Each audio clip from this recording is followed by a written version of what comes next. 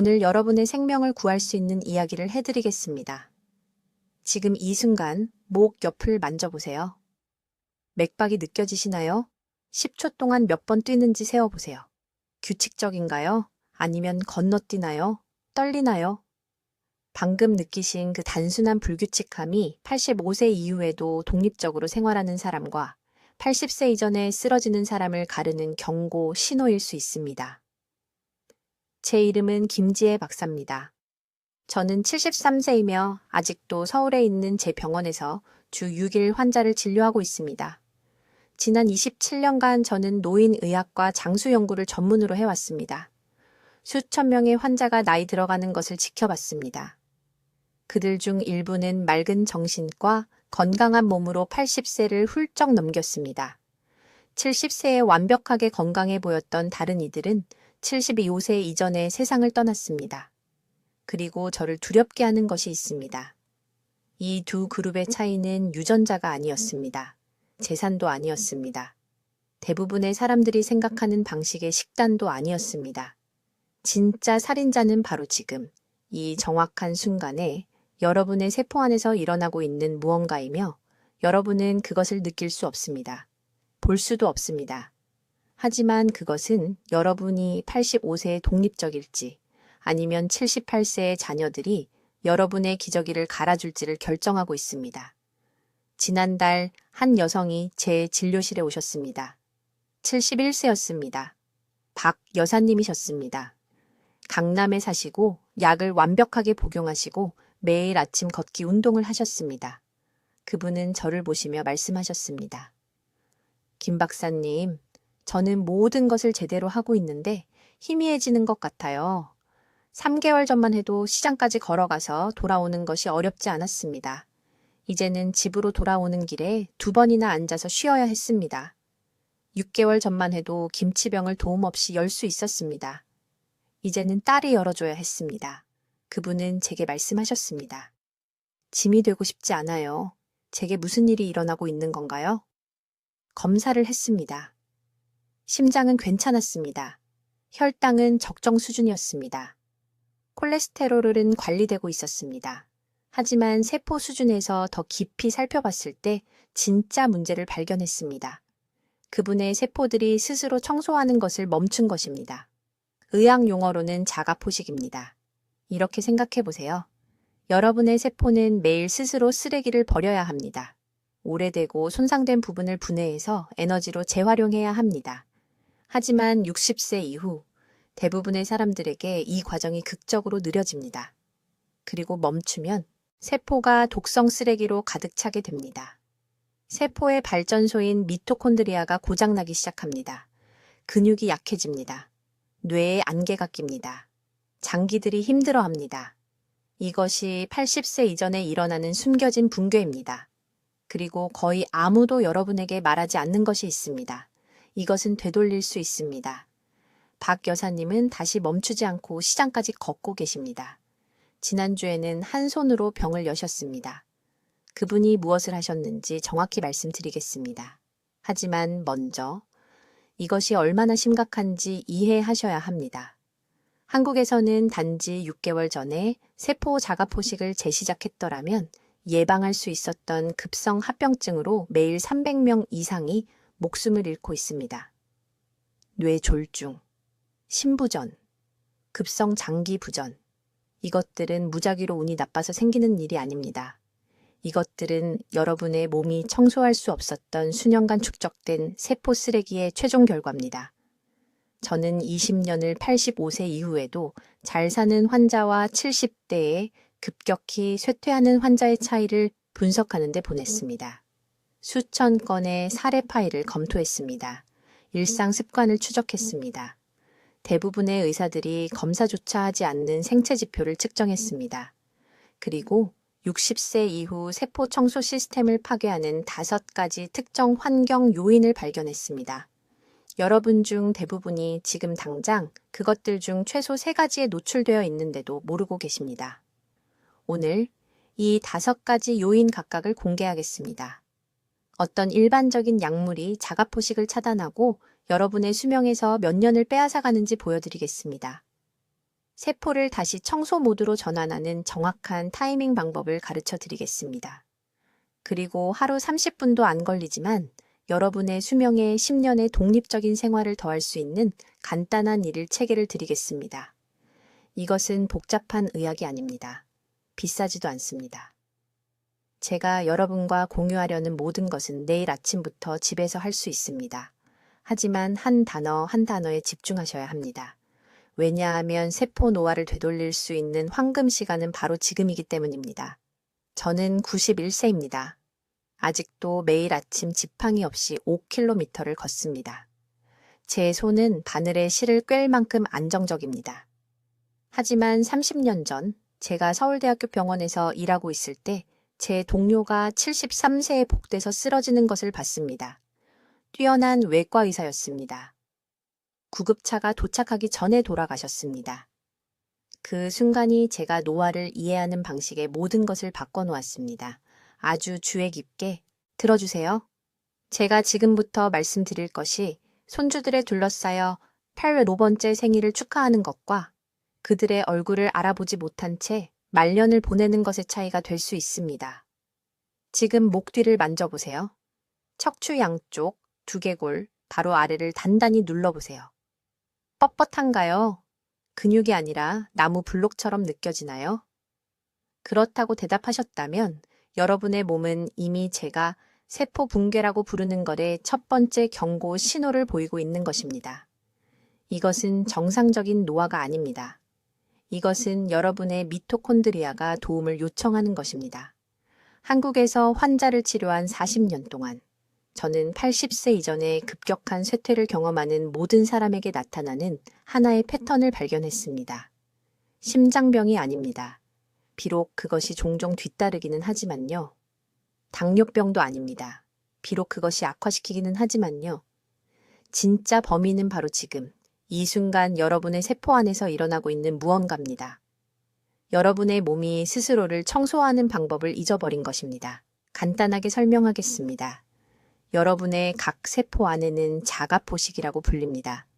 몸의 재활용 시스템이라고 생각하시면 됩니다. 매일 밤 잠을 자는 동안 세포들은 손상된 단백질을 분해하고 독성 노폐물을 제거하며 새롭고 건강한 구조를 재건해야 합니다. 이것이 바로 우리 몸이 스스로를 회복하는 방법입니다. 이것이 제주도의 장수 어르신들이 90대까지 또렷한 정신과 튼튼한 몸을 유지하는 비결입니다. 그런데 60세 이후 대부분의 사람들에게 치명적인 일이 일어납니다. 이 재활용 시스템이 멈춰버리는 것입니다. 손상된 단백질이 뇌에 쌓이기 시작하면서 기억력 감퇴를 일으킵니다. 독성 노폐물이 혈관에 축적되어 갑작스러운 뇌졸중으로 이어집니다. 근육이 스스로 재건할 수 없게 되어 약해지고 허약해지고 결국 침대에 누워 지내게 됩니다. 제가 가장 두려워하는 것은 이것입니다. 70대에 갑자기 쓰러진 환자들의 의료 기록을 검토해보면 87%가 불과 몇 달 전까지만 해도 완전히 정상적인 건강검진 결과를 받았습니다. 혈압도 정상, 콜레스테롤도 정상. 담당 의사들은 건강하다고 말했습니다. 하지만 세포 내부에서는 이미 자가포식이 멈춰 있었습니다. 그들은 시한폭탄과 같았던 것입니다. 작년에 서울 아산병원에서 한 환자를 치료했습니다. 71세의 박 씨라는 분이었습니다. 계속 물건을 떨어뜨린다며 당황해서 오셨습니다. 커피잔이 그냥 손에서 미끄러져 내렸습니다.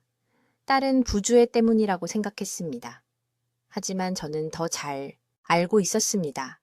검사를 해보니 세포 자가포식 기능이 60%나 감소해 있었습니다. 세포들이 자신의 노폐물에 익사하고 있었던 것입니다. 즉시 제 치료법을 시작했습니다. 3주 만에 악력이 돌아왔습니다. 2개월 만에 손자와 함께 북한산을 등산하게 되었습니다. 하지만 중요한 점은 이것입니다. 우리가 골든타임에 발견했기 때문입니다. 만약 6개월만 더 늦었다면 손상은 영구적이 되었을 것입니다. 그렇다면 무엇이 자가포식을 파괴할까요? 여기서 모두가 잘못 알고 있습니다. 의사들은 더 운동하고 덜 먹으라고 말할 것입니다. 그것만으로는 충분하지 않습니다. 사실 대부분의 노인들이 운동하는 방식은 오히려 세포 붕괴를 가속화하고 있습니다. 제가 확인한 5가지 환경적 유발 요인들은 충격적인데 사람들이 건강하다고 생각하는 행동들이기 때문입니다. 첫 번째 유발 요인은 가장 많은 양의 식사를 하는 시간입니다. 저녁 7시 이후에 과식을 하면 수면 중 자가포식을 활성화하는 몸의 능력을 직접적으로 차단하게 됩니다. 세포들이 손상을 복구하는 대신 밤새 음식을 소화하는 데 시간을 보냅니다. 두 번째 유발 요인은 훨씬 더 위험합니다. 한국의 노인 환자들에게 처방되는 대부분의 약물이 실제로 자가포식을 억제합니다. 매일 복용하는 일반적인 약들을 말하는 것입니다. 특정 혈압약, 항불안제, 심지어 잘못된 시간에 복용하는 일부 비타민까지. 이들은 몸의 자연스러운 복구 신호와 경쟁합니다. 세 번째 유발 요인은 일몰 후 빛 노출입니다. 밤에 텔레비전이나 스마트폰 화면을 볼 때마다 솔방울샘에 아직 낮이라고 알리는 것입니다. 이것은 일주기 리듬을 파괴하는데 일주기 리듬은 세포 자가포식의 주요 조절자입니다. 강한 일주기 리듬이 없으면 세포들은 청소와 복구를 시작하라는 신호를 전혀 받지 못합니다.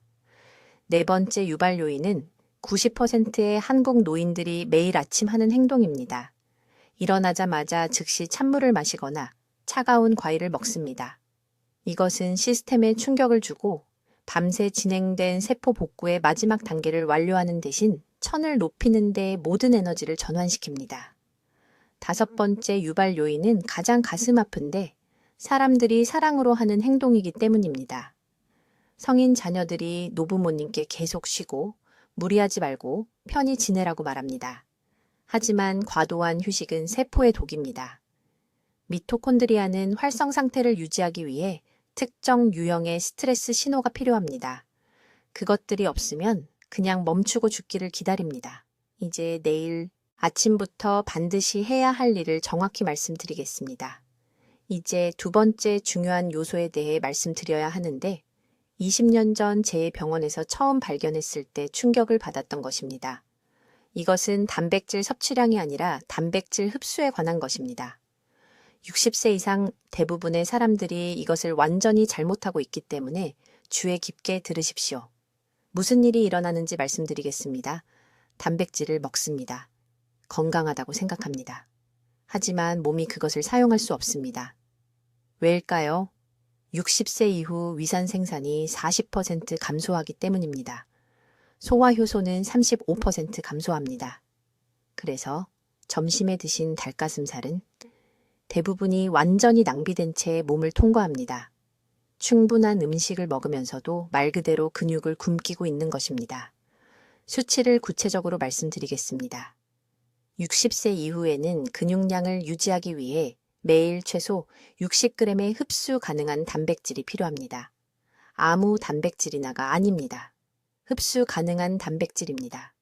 그런데 문제는 이것입니다. 손바닥 크기의 구운 고기를 먹으면 대략 20g의 단백질입니다. 하지만 위산이 감소한 상태에서는 몸이 겨우 12g만 흡수합니다. 최소 요구량을 충족하려면 매일 손바닥 크기의 고기를 5덩이 먹어야 합니다. 제 환자들 대부분은 겨우 2덩이도 안 먹습니다. 서울 강남구에 사시는 74세 박 씨라는 여성 환자가 있었습니다. 계속되는 피로와 다리 힘 빠짐을 호소하며 찾아오셨습니다. 더 이상 아파트 계단을 오를 수 없다고 말씀하셨습니다. 매 층마다 2번씩 쉬어야 했습니다. 딸은 심장병이라고 생각했습니다. 모든 심장 검사를 했습니다. 심장은 괜찮았습니다. 하지만 근육량을 확인했을 때 저는 경악했습니다. 단 3년 만에 근육량의 18%를 잃으셨던 것입니다. 식단에 대해 물었습니다. 잘 먹는다고 하셨습니다. 밥, 채소, 생선탕, 두부찌개, 전통 한식, 건강한 음식들.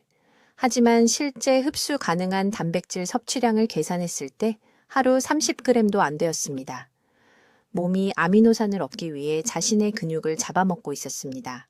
하루 3끼를 먹으면서도 말 그대로 쇠약해지고 있었던 것입니다. 이것이 정말 위험한 이유는 이것입니다. 70세 이후 근육량을 잃으면 우리가 붕괴구역이라고 부르는 단계에 들어갑니다. 다리가 약해집니다. 균형을 잃습니다. 한 번 넘어지면, 고관절이 한 번 부러지면 인생이 영원히 바뀝니다. 75살 이상 어르신 중 고관절이 부러진 분의 70%는 다시는 독립적인 생활로 돌아가지 못합니다. 침대에 누워 지내게 됩니다. 폐렴에 걸립니다. 2년 안에 세상을 떠나십니다. 이것은 겁을 주려는 것이 아닙니다. 한국의 모든 주요 병원에서 나타나는 통계적 현실입니다. 하지만 해결책은 생각보다 간단합니다. 비싼 건강보조식품이 필요하지 않습니다. 3가지 구체적인 변화에 집중하셔야 합니다. 첫째, 위산을 자연스럽게 늘리십시오. 어떻게 해요? 매 식사 30분 전에 레몬 반 개를 짠 미지근한 물 1컵을 드십시오. 이것이 위장에 신호를 보내 더 많은 위산을 생성하게 합니다.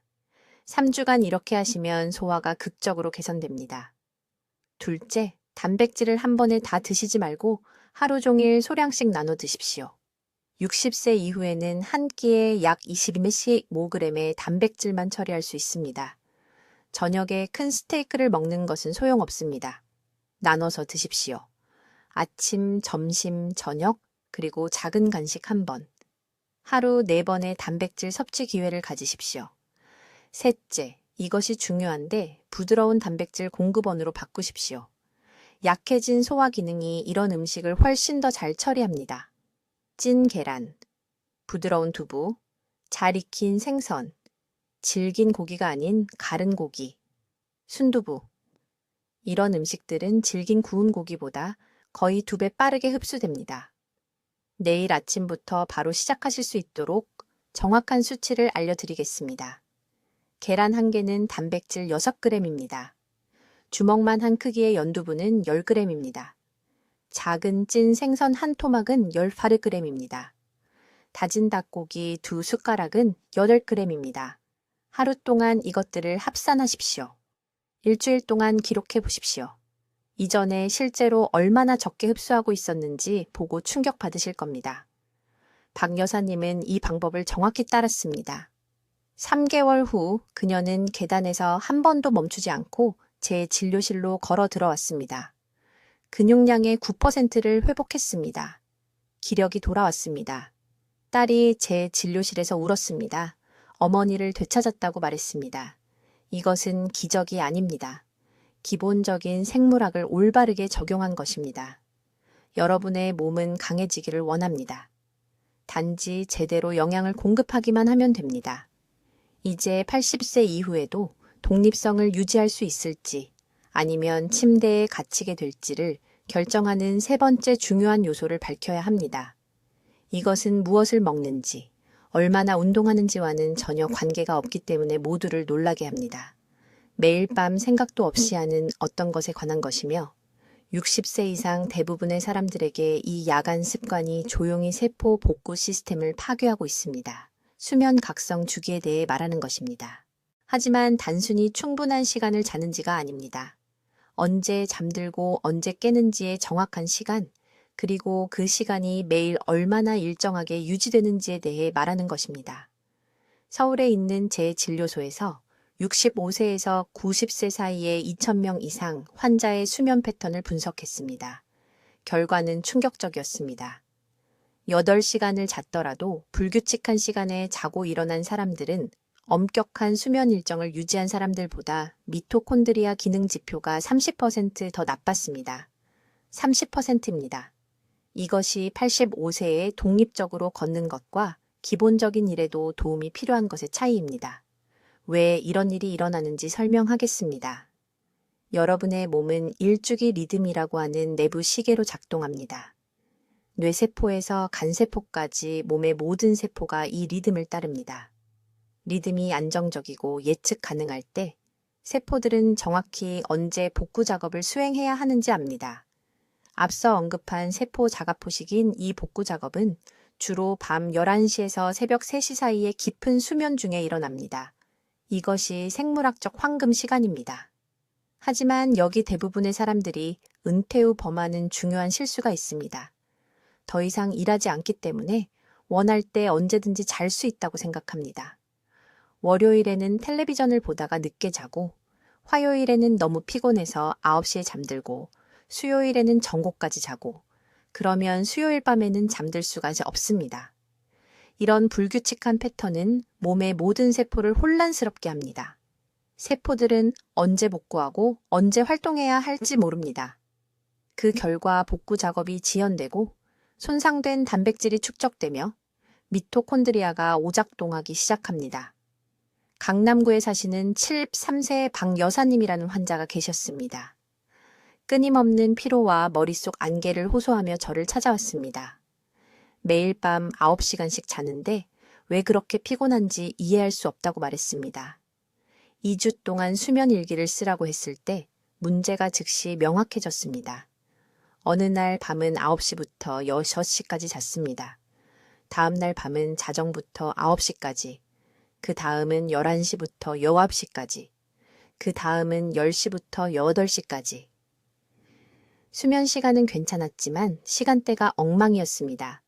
저는 그녀를 제가 고정 리듬 프로토콜이라고 부르는 것에 참여시켰습니다. 규칙은 매우 간단하지만 절대적인 규율로 따라야 합니다. 매일 밤 15분 오차 범위 내에서 같은 시간에 잠자리에 듭니다. 매일 아침 15분 오차 범위 내에서 같은 시간에 일어납니다. 주말도 예외 없습니다. 휴일도 예외 없습니다. 드라마를 한 편 더 봤다고 예외 없습니다. 박 여사님은 처음에 저항했습니다. 너무 엄격하고 군대식 같다고 말했습니다. 하지만 저는 그녀의 세포가 아이가 취침 시간 규칙을 필요로 하는 것보다 더 이런 예측 가능성을 필요로 한다고 설명했습니다. 이 프로토콜을 시작한 지 단 3주 만에 그녀는 눈물을 글썽이며 제 진료실로 돌아왔습니다. 머릿속 안개가 걷혔다고 했습니다. 수년 만에 처음으로 오후에 기력이 있었다고 했습니다. 자녀들이 대화할 때 더 날카로워졌다는 것을 알아챘습니다. 구체적인 시간대도 중요합니다. 60세 이상의 최적세포 복구를 위해서는 이상적인 수면 시간대가 밤 10시 30분부터 아침 6시까지입니다. 자정부터 8시까지가 아닙니다. 밤 9시부터 새벽 5시까지가 아닙니다. 10시 30분에서 6시까지입니다. 이 시간대는 여러분의 자연스러운 멜라토닌 생성과 코르티솔 리듬과 완벽하게 일치합니다. 오늘 밤부터 반드시 따라야 할 정확한 방법을 알려드리겠습니다. 먼저 정해진 취침 시간을 정하세요. 저는 10시 30분을 권장하지만 조정이 필요하다면 10시에서 11시 사이로 유지하세요. 이 시간 1시간 전에 휴대폰 알람을 설정하세요. 알람이 울리면 잠들기 전 준비 루틴을 시작하세요. 집안의 모든 조명을 어둡게 하세요. 모든 화면을 끄세요. 텔레비전도 스마트폰도 컴퓨터도 안 됩니다. 둘째, 정해진 기상 시간을 정하세요. 저는 아침 6시를 권장합니다. 알람을 설정하고 휴대폰을 방 반대편에 두어서 알람을 끄려면 침대에서 나와야 하도록 하세요. 알람이 울리면 즉시 일어나야 합니다. 피곤하더라도 전날 밤 5시간만 잤더라도 일어나야 합니다. 여러분의 몸은 일주일 안에 적응할 것입니다. 하지만 절대적으로 일관되게 지켜야만 가능합니다. 셋째, 일어난 후 10분 이내에 밝은 빛에 노출되세요. 가능하면 밖으로 나가거나 창문 옆에 서세요. 이 빛 노출은 여러분 몸의 모든 세포의 활동 시간이 시작되었다는 신호를 보냅니다. 넷째, 낮 동안 낮잠을 자지 마세요. 절대로요. 15분도 안 됩니다. 낮잠은 밤의 수면 압력을 방해하고 여러분이 만들려는 리듬을 파괴합니다. 오후에 피곤하면 짧은 산책을 하세요. 움직임이 낮잠보다 훨씬 더 활력을 줄 것입니다. 이제 아주 주의 깊게 들어주세요. 이 네 번째 요소는 제가 지난 20년간 만난 거의 모든 환자가 완전히 잘못 이해하고 있는 것입니다. 그리고 이것이 70세에서 75세 사이의 사람들에게 가장 갑작스러운 건강 악화를 일으키는 원인입니다. 저는 여러분, 몸의 자연적인 청소, 시스템의 완전한 붕괴에 대해 말하고 있습니다. 매일 밤 여러분의 세포를 복구하고 낮 동안 쌓인 손상된 물질을 제거하기 위해 작동해야 하는 자가포식 과정 말입니다. 이것을 간단한 용어로 설명하겠습니다. 여러분의 몸에는 여러분이 자는 동안 일하는 청소팀이 있습니다. 이 팀은 모든 세포를 돌아다니며 쓰레기를 줍고 손상된 부분을 제거하고 그것들을 새로운 에너지로 재활용합니다.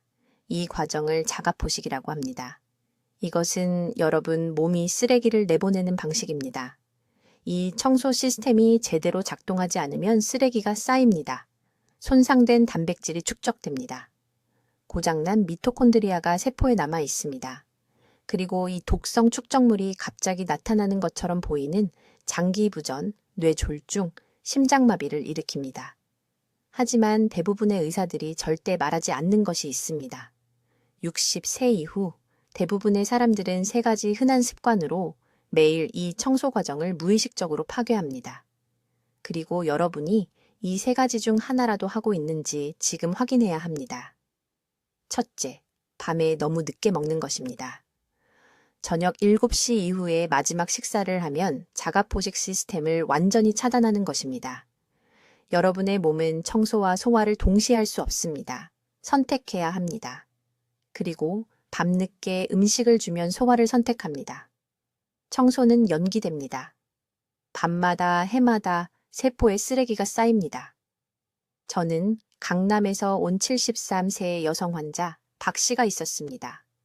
그녀는 극심한 피로, 머리가 멍한 증상, 초기 심장질환 징후를 가지고 저를 찾아왔습니다.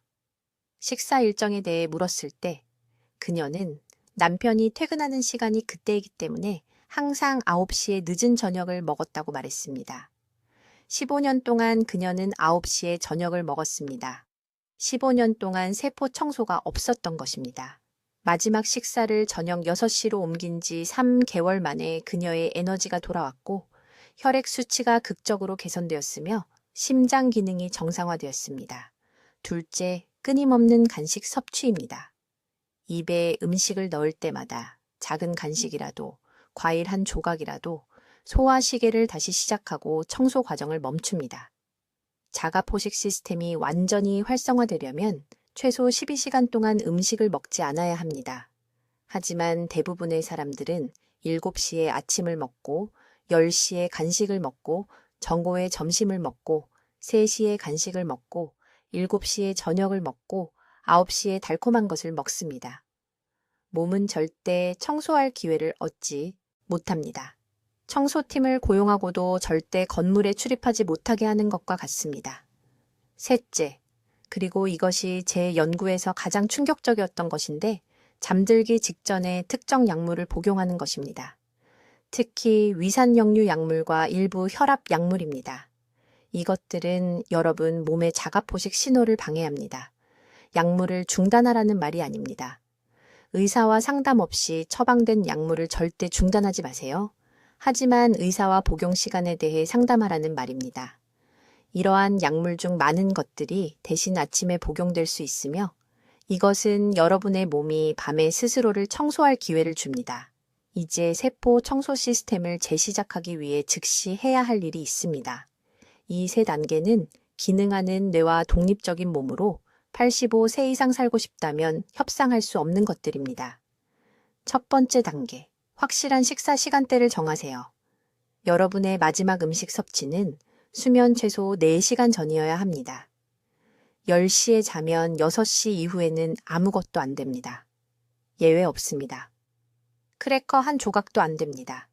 음식과 함께 먹는 약도 안 됩니다. 물과 순수한 차만 가능합니다. 두 번째 단계, 매일 밤 12시간 단식을 실천하세요. 저녁 6시에 저녁 식사를 마치면 다음 날 아침 6시까지 아무것도 먹지 마세요. 최소 12시간입니다. 이것이 여러분의 청소팀이 일하는 황금 시간입니다. 이 12시간 동안 여러분의 몸은 성장 모드에서 복구 모드로 전환됩니다. 자가포식 시스템이 활성화됩니다. 손상된 세포가 분해됩니다. 단백질이 재활용됩니다. 이때가 여러분의 몸이 스스로를 치유하는 시간입니다. 세 번째 단계, 일주일에 한 번 그 단식을 16시간으로 연장하세요. 하루를 선택하세요. 일요일이면 좋습니다. 저녁 5시에 저녁 식사를 마치고 다음 날 아침 9시까지 먹지 마세요. 식욕시간입니다. 이 더 깊은 단식은 훨씬 더 강력한 청소 반응을 유발합니다. 여러분의 몸은 최대 복구 모드로 들어갑니다. 여러분이 중요한 사실을 이해하시길 바랍니다. 이것은 체중 감량에 관한 것이 아닙니다. 다이어트도 아닙니다. 이것은 생존에 관한 것입니다. 뇌를 맑게 유지하고 심장을 튼튼하게 하며 몸을 독립적으로 유지하는 것에 관한 것입니다. 제가 본 환자들 중에서 이 식사 시간표를 꾸준히 지킨 분들은 87세에도 여전히 도움 없이 걷고 계십니다. 이를 무시한 분들은 74세에 휠체어를 타고 계십니다. 이제 85세를 활기차게 넘기기 위해 즉시 바꿔야 할 5번째 중요한 사항입니다. 주의 깊게 들으십시오. 대부분의 사람들이 매일 무의식적으로 몸의 자연 회복 시스템을 파괴하는 부분이기 때문입니다. 지금 당장 한 가지를 생각해 보십시오. 마지막으로 밤에 완전히 어두운 침실에서 주무신 게 언제입니까? 정말로 어두운 상태 말입니다. 침대 옆 탁자에서 빛나는 휴대폰 화면도 없고, 커튼 사이로 새어 들어오는 가로등 불빛도 없고, 얼굴을 향해 파란 불빛을 발산하는 디지털 시계도 없는 상태 말입니다. 기억나지 않으신다면 여러분은 체계적으로 세포 자가포식을 활성화하는 것을 막고 계신 겁니다. 이것은 손상된 단백질을 제거하고 80세 이전에 발생하는 붕괴를 예방하는 중요한 청소 과정입니다. 빛 공해가 수면 환경을 방해할 때 여러분의 몸속에서 어떤 일이 일어나는지 말씀드리겠습니다. 뇌 깊숙이 있는 작은 기관인 송과선은 완전한 어둠 속에서만 멜라토닌을 생산합니다. 하지만 멜라토닌은 단순한 수면 호르몬이 아닙니다. 60세 이후에는 멜라토닌이 미토콘드리아 기능 장애에 대한 주요 방어 수단이 됩니다. 이것은 장기에 축적되는 세포 쓰레기를 말 그대로 소화하고 제거하는 자가포식 경로를 활성화합니다. 인공 조명이 멜라토닌 생산을 차단하면 세포가 야간 회복 주기를 완료할 수 없습니다. 손상된 미토콘드리아가 축적됩니다. 단백질이 잘못 접힙니다. 염증이 조용히 증폭됩니다. 그러다가 어느 날 아침 73세 화장실에 가시다가 심장이 그냥 멈춥니다. 작년에 서울대학교 병원에서 환자 한 분을 치료했습니다. 강남구에 사시는 71살박 여사님이셨습니다. 극도로 피곤하고 혼란스러워하며 제게 오셨는데 뇌에 안개가 낀 것 같다고 표현하셨고 일주일에 2번이나 손자 이름을 잊을 정도로 심각했습니다.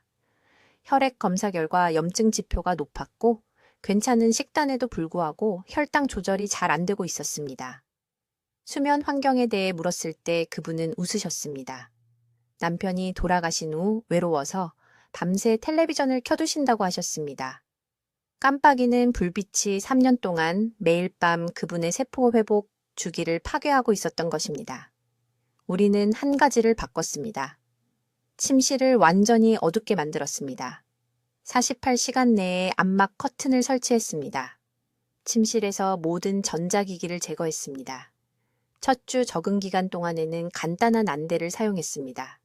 6주 만에 염증 지표가 30% 감소했습니다. 공복 혈당이 정상화되었습니다. 도어는 뇌의 안개가 완전히 걷혔습니다. 그분은 감사의 눈물을 흘리며 전화하셔서 20년은 젊어진 것 같다고 말씀하셨습니다. 하지만 어둠만으로는 충분하지 않습니다. 시간대도 이해하셔야 합니다. 몸의 자가포식 과정은 자정부터 새벽 3시 사이에 최고조에 달하지만 밤 11시까지 이미 깊은 잠에 들어 있어야만 합니다. 이것이 세포 재생의 황금 시간대입니다. 11시 30분이 지나서도 텔레비전을 보거나 휴대폰을 보며 깨어 계시면 전체 회복 주기를 놓치게 됩니다. 몸이 손상된 세포가 재활용되고 재생되는 깊은 자가포식 상태에 절대 들어가지 못합니다. 오늘 밤을 위한 구체적인 행동 계획을 말씀드리겠습니다. 첫째, 오늘부터 저녁 9시에 절대적인 기술 사용 금지 시간을 정하십시오. 휴대폰 화면도 텔레비전도 밝은 천장 조명도 안 됩니다. 어둡고 따뜻한 조명으로만 바꾸십시오. 둘째, 암막 커튼을 설치하거나 100% 빛을 차단하는 고품질 수면 안대를 사용하십시오. 셋째, 침실에서 모든 전자기기를 치우십시오. 충전 중인 휴대폰, 디지털 알람 시계, 모든 것을 말입니다. 필요하다면 구식 배터리 알람을 사용하십시오. 넷째, 침실 온도를 섭씨 18도에서 20도 사이로 유지하십시오. 시원한 온도는 멜라토닌 생산을 증진시키고 자가 포식을 깊게 합니다. 그리고 여러분을 놀라게 할 부분이 있습니다. 저녁 7시 이후에는 물을 마시지 마십시오. 수분을 유지하라고 모든 사람이 말한다는 걸 압니다. 하지만 야간 수분 섭취는 방광이 자정해서 새벽 3시 사이의 중요한 자가포식 시간대에 여러분을 깨우게 만듭니다. 새벽 2시에 한번 화장실에 가는 것이 내 시간의 세포 회복 작업을 파괴합니다. 낮 시간 동안 충분히 마시면 몸은 밤새 수분을 쉽게 유지할 수 있습니다. 또 다른 환자가 있었습니다. 인천에 사시는 68세 최 선생님이셨는데 매일 밤 4번씩 소변을 보기 위해 깨어나셨습니다. 침대에서 8시간을 보냈는데도 매일 아침 지쳐있다고 느끼셨습니다. 미토콘드리아 기능 검사에서 심각한 저하가 나타났습니다. 우리는 저녁 7시 이후 모든 수분 섭취를 없애고 침실을 완전히 어둡게 만들었습니다. 3주 만에 그분은 6시간 동안 중단 없이 주무셨습니다. 에너지가 변화했습니다. 걷는 속도가 2달 만에 40% 증가했습니다. 이것은 복잡한 의학이 아닙니다. 이것은 몸의 타고난 장수 경로를 환경적으로 조작하는 것입니다. 하지만 어둠과 시간에 대해 절대적으로 엄격해야 합니다. 오늘 밤부터 수면 환경을 진정한 의학적 개입처럼 취급하십시오. 여러분의 세포는 매일 밤 필사적으로 스스로를 회복하려고 합니다. 빛 공해와 중단된 수면 주기로 그것을 막지 마십시오. 이제 80세 이전에 붕괴할지 아니면 80대 후반까지 독립성을 유지할지를 결정하는 6번째 중요한 요인에 대해 말씀드리겠습니다. 이것은 20년간의 임상 작업 후에도 저를 놀라게 했습니다. 야간 식사 패턴과 세포 청소 시스템에 미치는 파괴적인 영향에 대해 말씀드리는 것입니다. 주의 깊게 들으십시오. 대부분의 사람들은 야식의 문제가 체중 증가라고 생각합니다. 틀렸습니다. 진짜 위험은 몸의 자연스러운 자가포식 과정을 차단한다는 것입니다. 이것은 세포가 손상된 단백질과 기능 장애의 성분을 청소하는 데 사용하는 메커니즘입니다. 취침 4시간 전에 음식을 먹으면 본질적으로 이 야간 유지 보수 시스템을 차단하는 것입니다. 청소 직원이 건물에 들어오는 것을 거부하는 것과 같습니다. 쓰레기가 쌓이고 결국 전체 시스템이 고장납니다.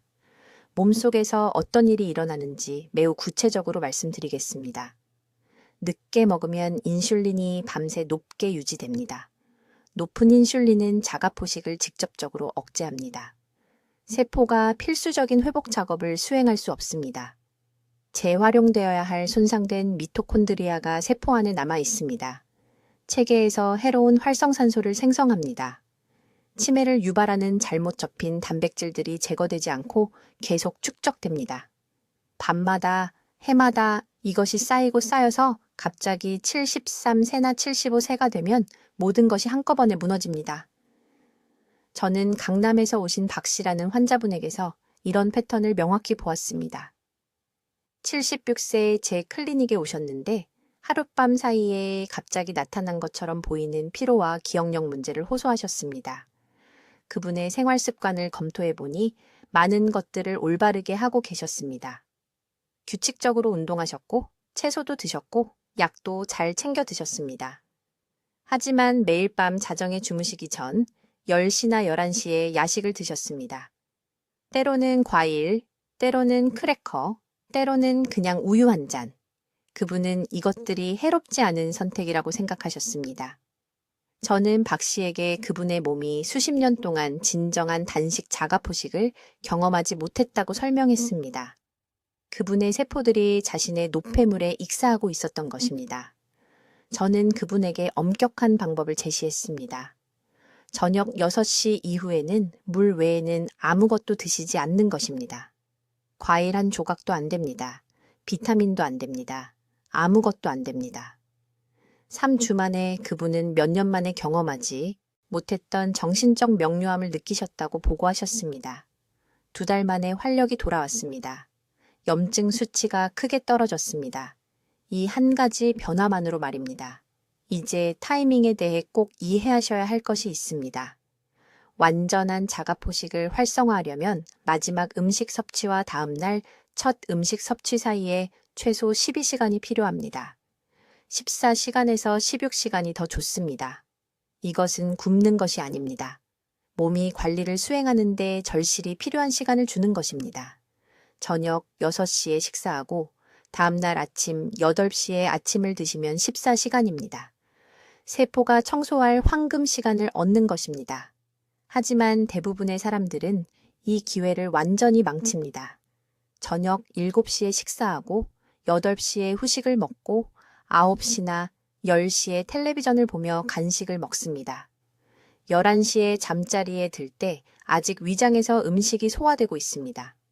아침 6시에 일어나서 바로 아침을 먹습니다. 몸은 청소 모드로 전환할 기회를 전혀 얻지 못합니다. 이것이 30년이나 40년 동안 계속되고 70대에 갑자기 당뇨병, 치매, 심장병이 생기면 왜 그런지 궁금해합니다. 해결책은 매우 간단합니다. 저녁 6시나 7시까지 모든 식사를 마치십시오. 그 이후에는 물만 마시십시오. 편안하고 빈 위장으로 잠자리에 드십시오. 밤새 몸이 일하도록 하십시오. 아침에 일어나면 가능하면 1~2시간 더 기다렸다가 식사하십시오. 저녁에 배가 고프면 따뜻한 물을 마시십시오. 배고픔은 10분 안에 사라집니다. 제가 가장 자주 듣는 변명을 다루고 싶습니다. 사람들은 배가 고프면 잠을 잘 수 없다고 말합니다. 이것은 일주일 안에 사라지는 일시적인 문제입니다. 몸이 단순히 늦은 시간 식사 습관에 중독된 것입니다. 그 패턴을 깨면 실제로 빈 위장으로 더 잘 주무실 수 있습니다. 왜냐하면 몸이 회복에 집중해야 할 때 소화의 에너지를 낭비하지 않기 때문입니다. 한 가지 더 중요한 점이 있습니다. 밤에 약을 드신다면 음식이나 우유가 아닌 물 한 모금으로만 드십시오. 의사와 상담하시되 대부분의 약은 사람들이 생각하는 것과 달리 음식이 필요하지 않습니다. 어떤 대가를 치르더라도 그 단식 시간을 보호해야 합니다. 이것이 세포 생존 시간입니다. 지금 당장 배를 만져보십시오. 지난 4시간 안에 무언가를 드셨다면 바로 이 순간 자가포식이 차단되어 있는 것입니다. 내일부터 이 방법을 실천하십시오. 미래의 독립적인 삶이 여기에 달려 있습니다. 이제 이해하셨습니다. 문제는 노화 자체가 아닙니다. 문제는 60세 이후 우리를 살아있게 하는 바로 그 시스템을 무의식적으로 차단한다는 것입니다. 자가포식 과정을 멈춥니다. 미토콘드리아를 손상시킵니다. 일주기 리듬을 혼란스럽게 합니다. 그러고는 왜 친구들이 70이 새에 쓰러지는지, 우리가 68세의 계단을 오르는데 힘들어하는지 궁금해합니다. 하지만 지금 당장 이해하셔야 할 것이 있습니다. 제가 설명한 모든 것은 되돌릴 수 있습니다. 몸은 여전히 스스로 회복할 능력을 가지고 있습니다. 자가포식 스위치를 다시 켤 수 있습니다. 미토콘드리아는 재생될 수 있습니다. 세포는 다시 스스로를 청소할 수 있습니다. 하지만 이 황금 시간대에 행동해야 합니다. 심각한 쇠퇴 단계로 넘어가면 그 길은 훨씬 더 어려워집니다. 정확한 방법을 알려드리겠습니다.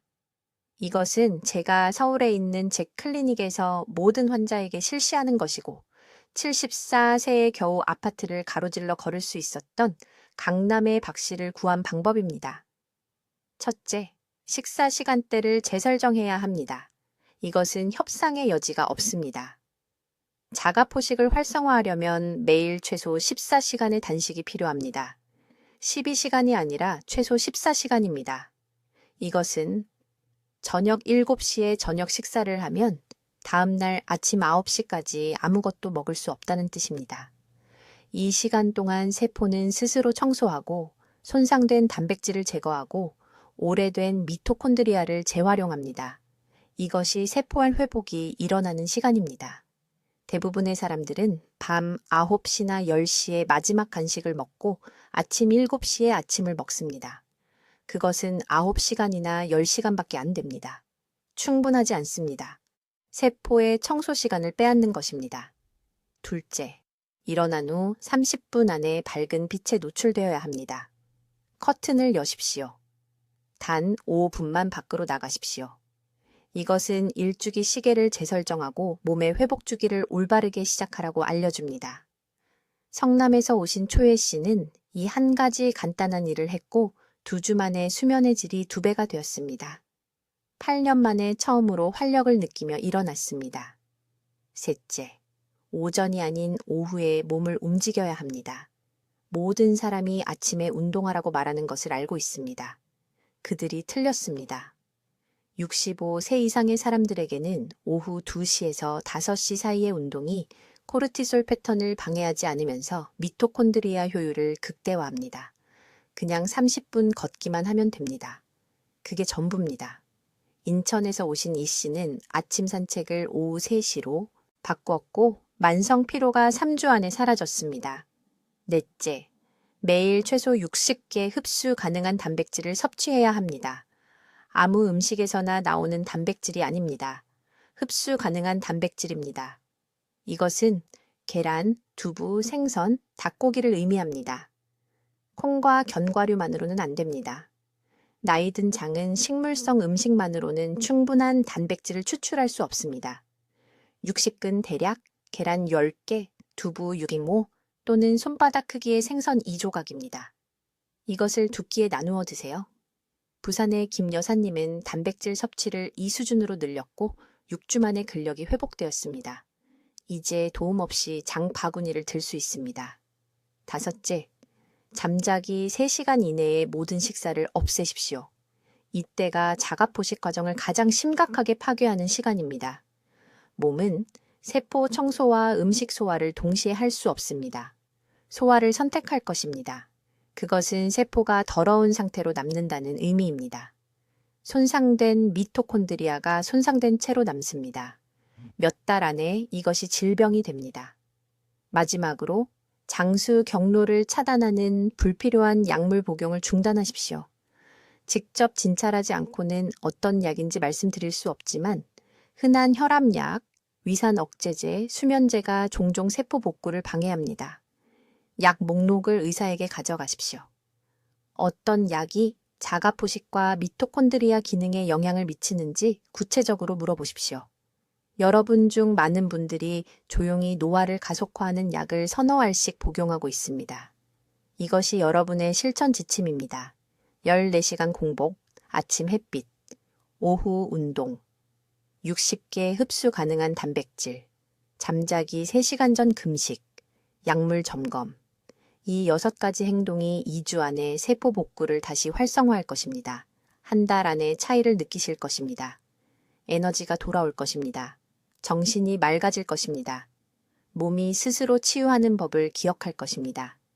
하지만 내일 아침부터 시작해야 합니다. 다음 주가 아닙니다. 다음 달이 아닙니다. 내일입니다. 기다리는 매일, 세포는 더 많은 손상을 축적합니다. 황금 시간의 창이 닫히고 있습니다. 지금 당장 해주셨으면 합니다. 댓글에 내일 아침부터 시작하겠습니다 라고 적어주십시오. 공개적으로 약속하십시오. 글로 쓰고 선언하면 실천할 가능성이 3배 높아집니다. 여러분의 생명이 이 결정에 달려 있을 수 있습니다. 그리고 이 영상을 가족에게 보내주십시오. 저를 위해서가 아닙니다. 그들을 위해서입니다. 사랑하는 누군가가 지금 벼랑 끝으로 걸어가고 있는데 그것을 모르고 있기 때문입니다. 여러분이 그들을 되돌릴 수 있습니다. 이제 지식을 갖추셨습니다. 사용하십시오. 공유하십시오. 오늘 누군가를 구하십시오. 저는 김지혜 박사입니다. 왜 어떤 사람들은 75세에 쓰러지고 다른 사람들은 90세에 춤을 추는지 23년간 연구해 왔습니다. 이제 여러분은 답을 아십니다. 질문은 이것을 가지고 무엇을 하실 것인가입니다. 댓글로 말씀해 주십시오. 김 박사의 세포 복구 실천법 중 어떤 것을 먼저 시작하시겠습니까? 식사 시간 조정입니까? 아니면 자가포식을 차단하는 약물 제거입니까? 구체적인 계획을 진심으로 듣고 싶습니다. 증거 기반 장수 연구를 계속 받아보시려면 구독해 주시고 더 건강하고 오래 살 자격이 있는 사랑하는 분들과 이 영상을 공유해 주십시오. 듣기만 해도 현명해지는 우리 채널을 시청해 주셔서 감사합니다.